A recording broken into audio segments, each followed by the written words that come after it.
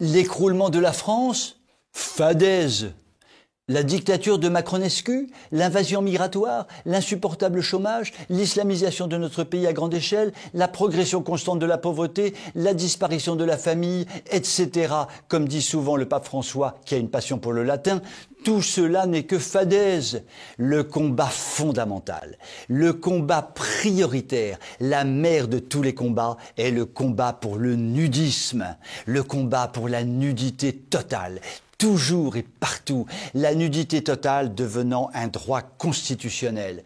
Adieu le ridicule Descartes avec son « je pense donc je suis », la nouvelle vérité philosophique est sans appel.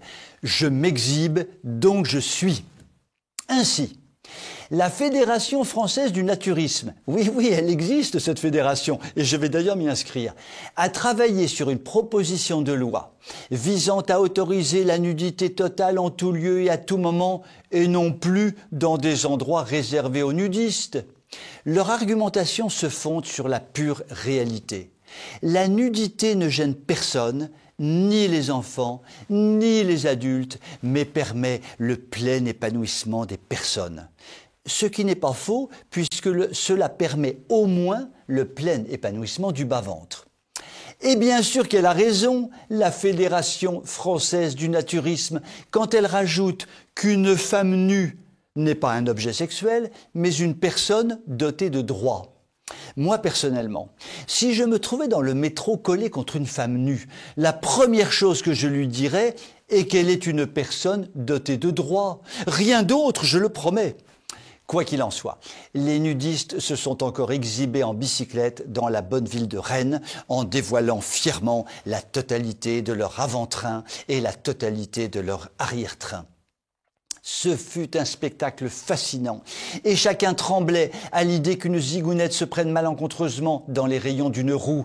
Vous imaginez le spectacle? Cela aurait pu abîmer la bicyclette.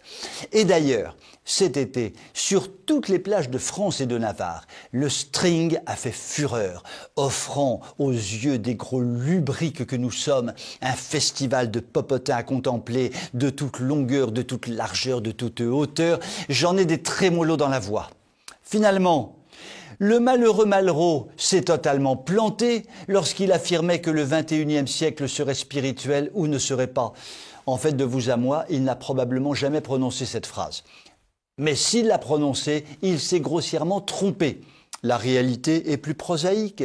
Le XXIe siècle sera nudiste ou ne sera pas. Je vous souhaite une très bonne soirée.